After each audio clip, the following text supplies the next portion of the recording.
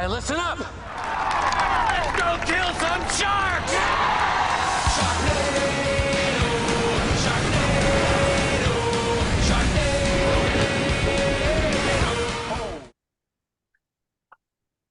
Hey, wormhole riders, it's Ken here in San Francisco, and today we're going to talk with Gary Morgenstein about a tremendous event that occurred 10 years ago, something that he was personally involved with at the Sci-Fi Channel. And then at the end, we're going to talk about his new projects coming up here. So, Gary, good morning to you. Good morning, Ken. How are you? Everything's wonderful here in the Bay Area. The sunny day. How's everything in New York? Everything in Brooklyn, the center of the known universe, is fine. Well, San Franciscans might, Bay Area people might say this is the center of the universe. Gary, you have been in network television, or were in, because now you're in a new part of your career. How did you decide to pursue a career in network television public relations? In other words, become a publicist? Well, I needed a job. I mean, it was as simple as that. I started my journalism career as a professional wrestling writer. I was one of the founding editors of Pro Wrestling Illustrated. I worked with the legendary Bill Apter and Stu Sachs, and it was back in the day when professional wrestling, it had the omerta, the Sicilian, it's the kayfabe. It's you kept the secrets. It was before Vince McMahon Jr. took over and opened it up. Then it was considered real sports, and it was a lot of fun. And I left to pursue freelance, and my second novel came out, and I realized, gee, I wasn't making enough for my second novel. I needed a job. So I ended up working in publicity at Channel 13, the PBS affiliate in New York. And then from there, it was on to A&E and ABC News and Lifetime and Sci-Fi Channel, where, I had the honor of meeting you many years ago. Wow. Well, that's really wonderful, because I did some work with the local PBS stations. They would do the sell-a-thons, to get the donations.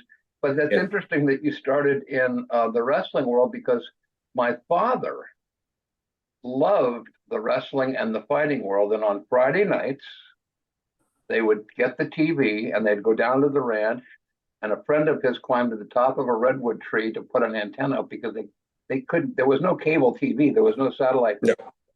Every Friday they'd go to the barn and they'd watch wrestling and the Friday night fights. So Gillette, it was the Friday, Gillette sponsored the boxing. I could still remember being a little boy and hearing the theme song. Da dum ba ba ba ba ba ba. It's amazing, the long-term memory, at least. that really is amazing.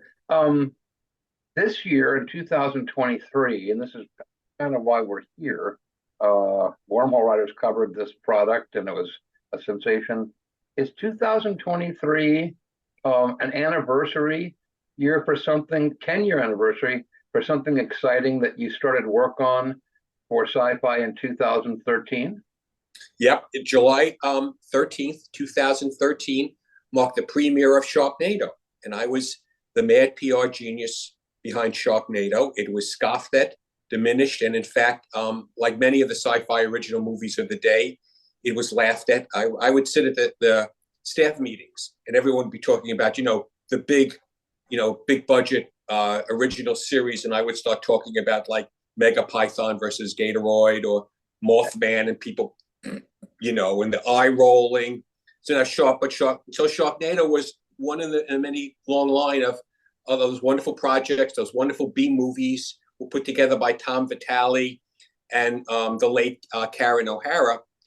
But Sharknado almost didn't happen. And I'll tell you, it's a funny story.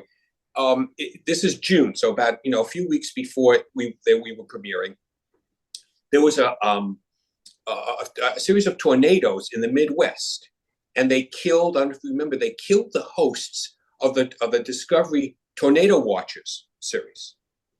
Now, Sharknado is about tornadoes in Los Angeles. They've never had tornadoes in Los Angeles, scooping sharks out of the ocean, dumping them on shore where they cause havoc and eat people.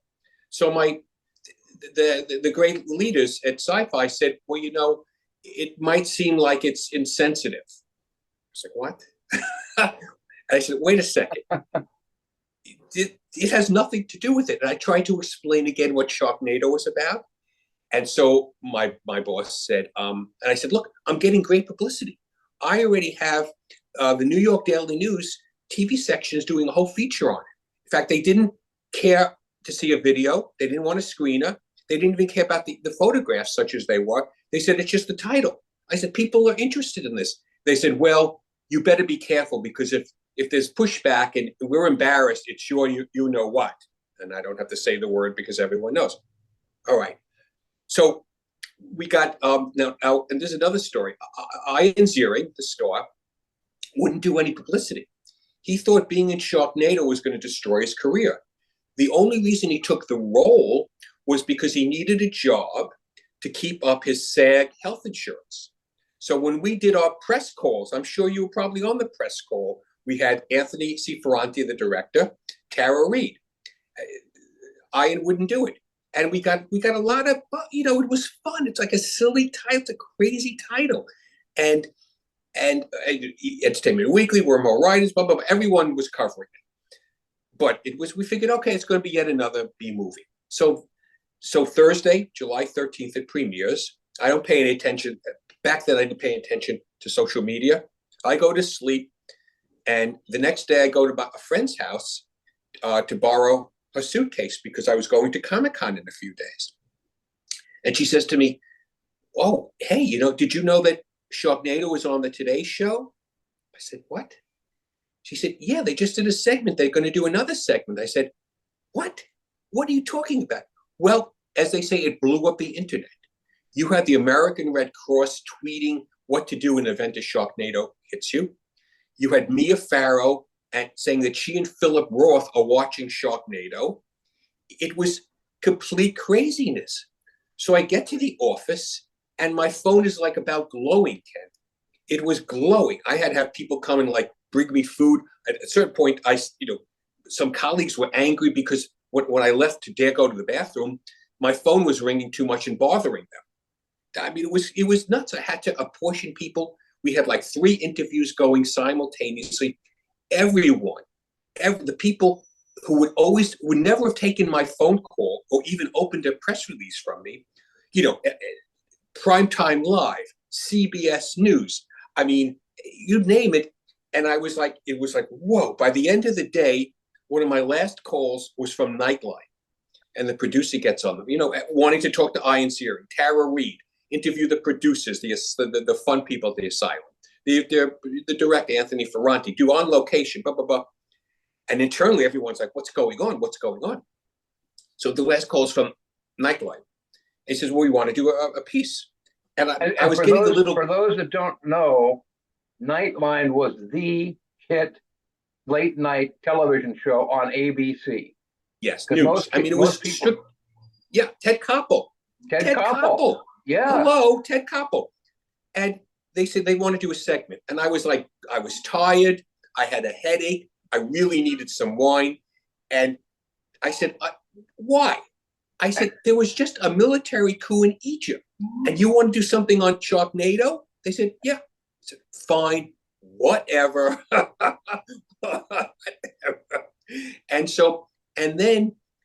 So again, I was, you know, our original movies were, you know, the red-haired child, as they say.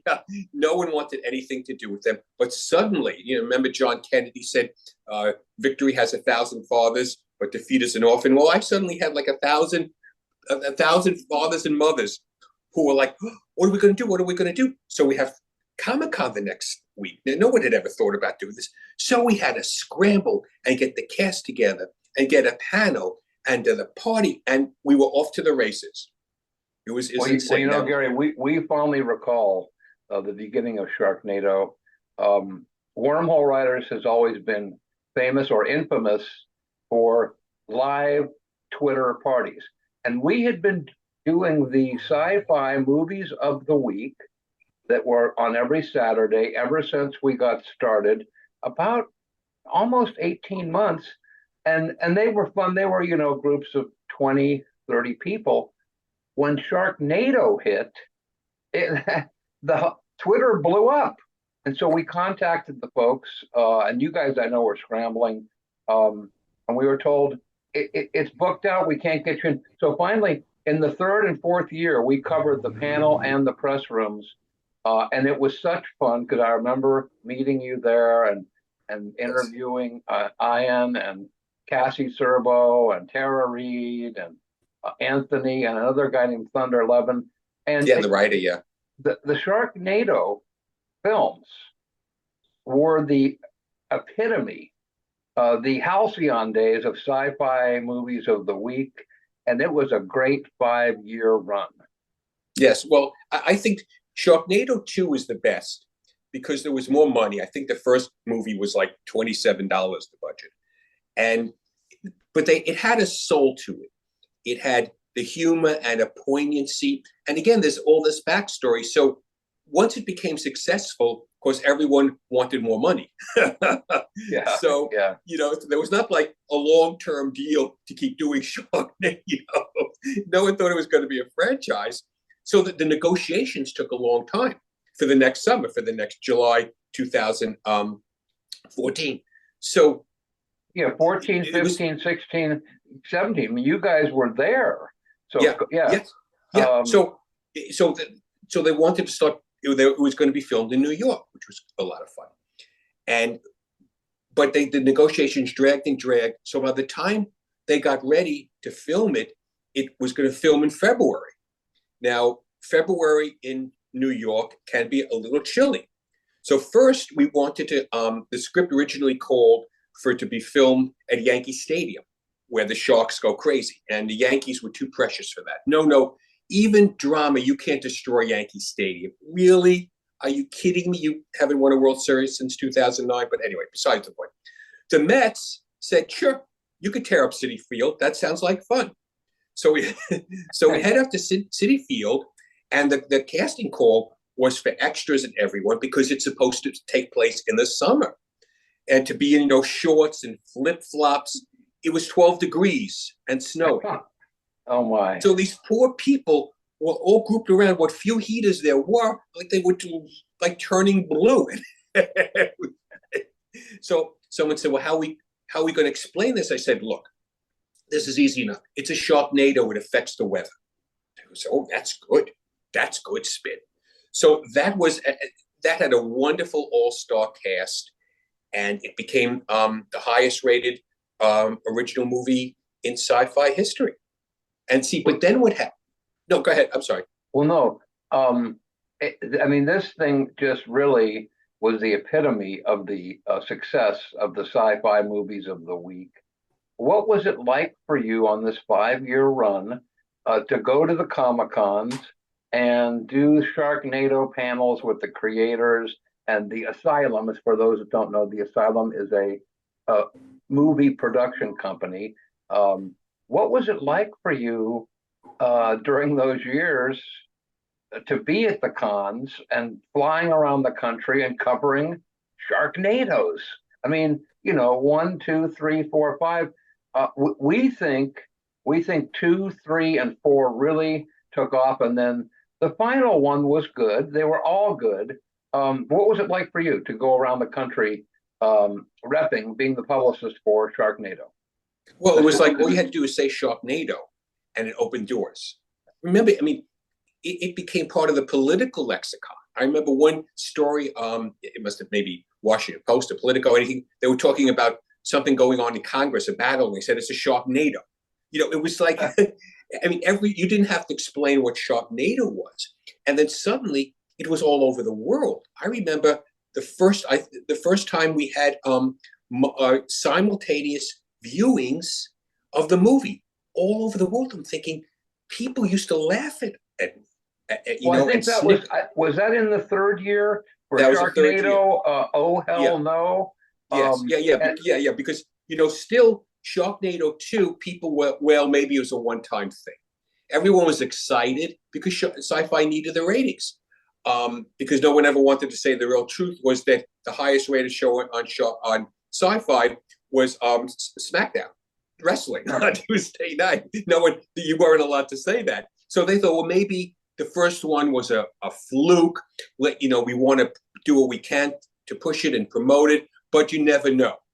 But when that blew up and it was so successful, so then all over the world, and I'm sitting on I'm there with conference calls with England and Dubai and Hong Kong. It's like, whoa, it was just remarkable. But what happened is that because Victory has 1,000 fathers and mothers, everyone wanted a piece of it now. Everyone. So it was a big deal to have a cameo.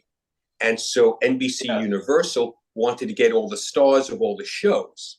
So what they did was they took a plot, which was, never at its best, The Godfather, and it started groaning under the weight of all the artificial insertions of people.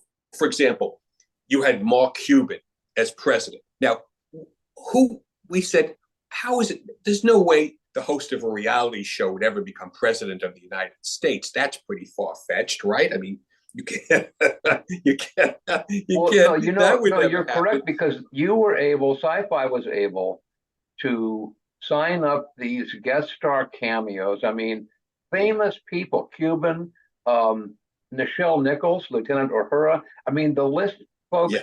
Go and look up the Sci-Fi Sharknado movie series on IMDb, and the amount of guest stars was phenomenal. And I believe that part is what carried it through the 5-year run and kept it successful until the end. Yes, it was pretty fascinating. And I'm very proud to say that I had a cameo in Sharknado 2 and Sharknado 3. Very brief, but I don't know, I guess I could have IMBD, it was a lot of fun. And I think about it, Sharknado, what's happened, we've become such a serious, sensitive society. And you wonder, Ken, if there could be another Sharknado, if there's some like silly movie on TV, which could actually bring everyone together. I mean, that would be nice anyway, for once. Well, to be honest with you, we Gary, laugh at ourselves? To be honest with you, I don't think that this phenomena could repeat itself, because the world seems so polarized up, with politics and everything, and it's invaded. I mean, shows like this. I mean, these were the halcyon years for sci-fi. In addition to the long running series like Stargate SG-1, Atlantis, Stargate Universe, Warehouse 13, Eureka, Sanctuary. This was the epitome of this. So to answer your question, I don't think a Sharknado could be repeated, because it took the world by storm. And I have nothing but fond memories of being in San Diego and attending the panels and being in the press rooms and meeting you and working with you. So it was just great. Yeah. Well, let's move on. I mean, Sharknado is a legacy that will live forever. After that, nothing against sci-fi. We still support sci-fi programming, but it seemed like sci-fi changed. There was the Comcast, bought NBC Universal, and then sci-fi seemed to go away for a few years. But now there are new shows. Resident Alien has become a hit with Alan Tudyk, the star. A show that's produced by Dean Devlin and Jonathan Glassner of Stargate fame called The Ark. We see sci-fi coming back. So you must have many fond memories of all these programs and your time at Sci-Fi. Yes, I was very proud to work with really wonderful, creative people and to work with wonderful colleagues. And I left in 2016. They were laying people off. I mean, that's life. That's how things go. And so I'd always had a writing career, a parallel writing career. And then I've been able since then to promote to pursue it full time. And I've written a dystopian. Well, no, before we get into your great books, which we've covered, there's something I'd like you to share. Look, I think that you're the epitome of professional publicist. You always put the product that you're representing first. But things have changed. I mean, a lot of the publicists that worked directly for sci-fi, most of the ones that I know, including you, were laid off. But now there is a new generation of publicists coming up as third-party publicists that are hired to work the conventions and work the products. So could you share some advice with younger people that are entering the network television publicist world? What advice would you give them to have a successful career? Well, you have to be aggressive. You have to be honest. And I think that's, you have to treat the reporters fairly and give them what they need. Don't give them things, obviously, that, conflict or violate any, privacy or anything, any corporate interests. But you must be a colleague, and you must, protect your talent, and you must try to enjoy what you do. That's the most important thing of all. Well, and you should write well. I mean, yes. I fondly personally remember working with sci-fi for many years, and we were often given what I'd call behind the scenes access. There were some programs that we covered that were very popular. Hollywood Treasure with the people from Profiles in History. And Profiles in History is a famous auction house that focuses on selling the memorabilia. They did the Debbie Reynolds. They did many famous shows. But we were given for, I guess, during the 2-year run, we were allowed to be there while sci-fi was filming. Now, we couldn't put anything out, but we could do a B-roll that would, we couldn't put out what an object sold for. But anyway, I remember working with lots of great people at Burbank, Sci-Fi, NBC, and those were very fun days. Let's move on to what you've done since you left Sci-Fi. You've become an award-winning writer of plays and books. Could you share a little bit about your work as a writer? Well, my novels, are science fiction, dystopian, political thrillers. And there's A Mound Over Hell, A Fastball for Freedom. They've been called 1984 Meets Shoeless Joe, and the upcoming A Dugout For Peace, which comes out in December. And they take place beginning in 2098 after America has lost World War III. And we have a dystopian society, and it's very different. And for example, social media is banned under the anti-narcissism laws, which might not be such a bad thing in 2023 if you think about it. And it's run by the family. And the only thing that stands in the way of this benevolent dictatorship is baseball, disgraced baseball, which begins its final season ever at Amazon Stadium. And then suddenly things happen. And so it's a story of ordinary people turning into extraordinary heroes and doing amazing things and believing in themselves and each other. So that's been quite a wonderful run. This is called the Dark Depth series. Is that correct? Yes, and those are the three. Those are the three novels. This is a trilogy of books that follows the downfall of America. I wouldn't say hatred, but they wanted to get rid of baseball because it was too American. And your novels follow the resurgence of baseball across the three. So where are you at with A Dugout For Peace? Where is it at in the process? You say it's coming out in December. Is it all locked down? Or all the edits complete? Yes, I hope so. I hope that they're all done. I just finished them. I surely hope they are. There's always, well, wait a minute, what about? But for the most part, it's done. And then they lay it out and they put it up for sale. And it's my publisher's an award-winning publisher, BHC Press. They're wonderful. They're in Michigan. Yeah. And it's very exciting. It's, when you write dystopian fiction, what you have to do is you have to make it plausible that this is what would happen in the future. Okay. but you don't want to be locked into the present. Okay, so there's never any mention of any contemporary political figures. Nothing at all, not a word about that. But you could see how our society might have progressed. And it's not liberal conservative. It's not like that at all. Because if you're going to write real dystopian fiction, you must create your own world. Okay, so for example, social media is, like I said, is banned under the anti-narcissism laws. No Twitter, no Facebook. Because no Twitter and no Facebook. Now the reason for that is not about big tech or any censorship. Nothing to do with that. It's because the society believes the most important thing. It's called the family of the society. They believe in relationships, true relationships. And I don't want to shock anyone out there, but the 1,000 friends you have on Facebook, the preponderance are really not your friends. So that's you need to understand why things happen the way they do in a dystopian world, and then make the rules so that the reader understands and says, oh, I can see that.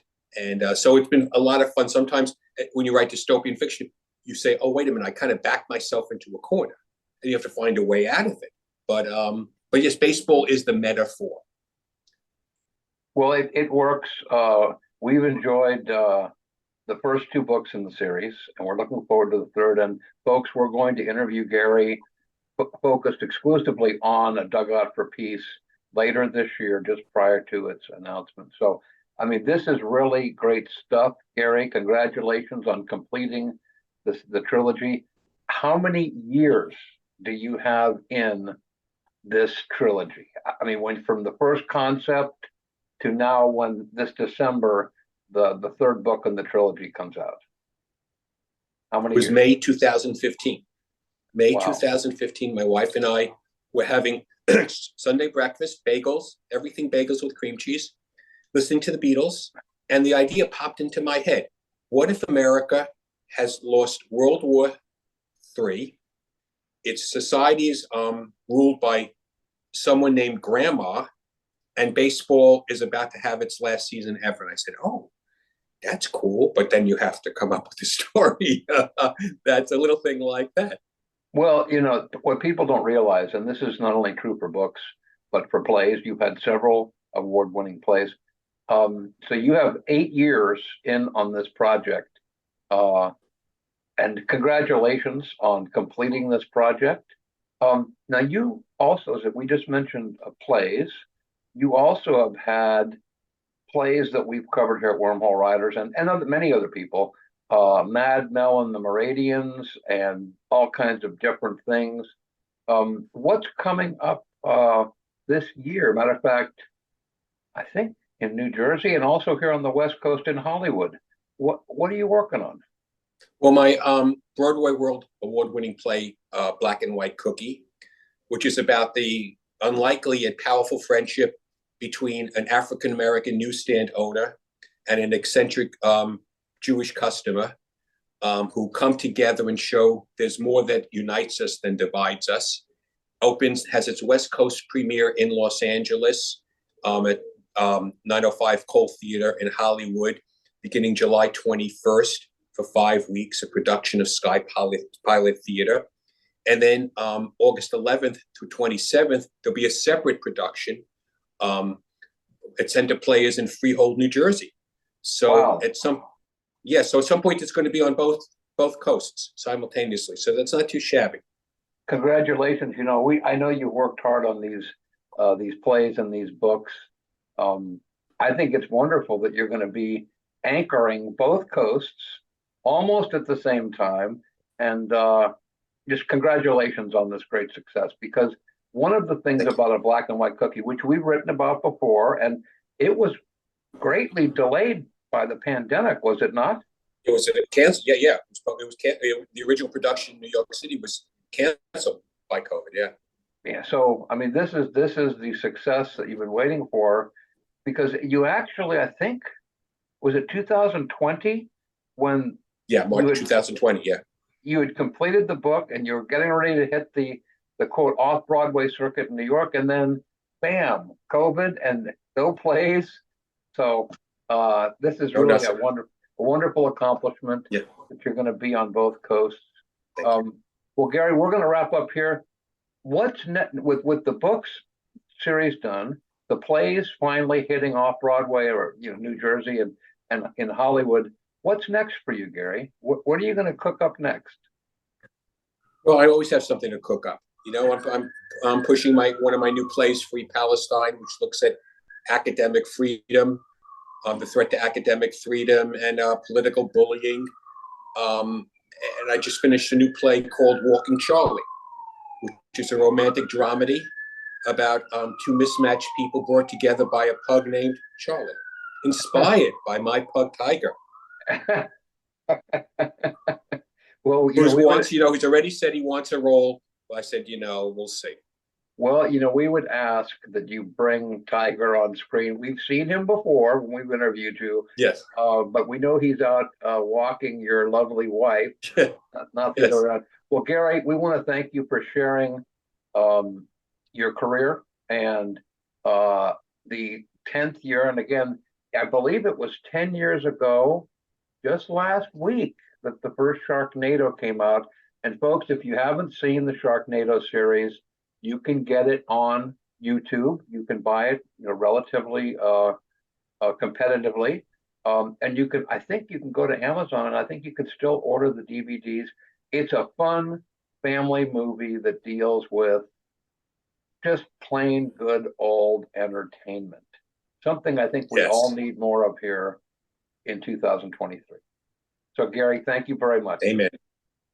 Thank you, Ken.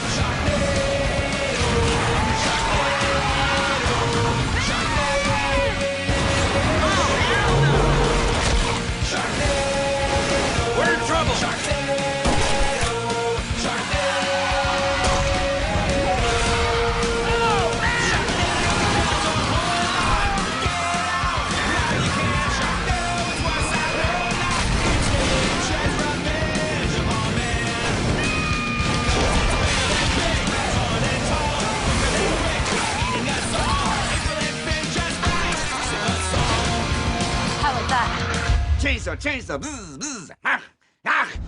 Sharknado.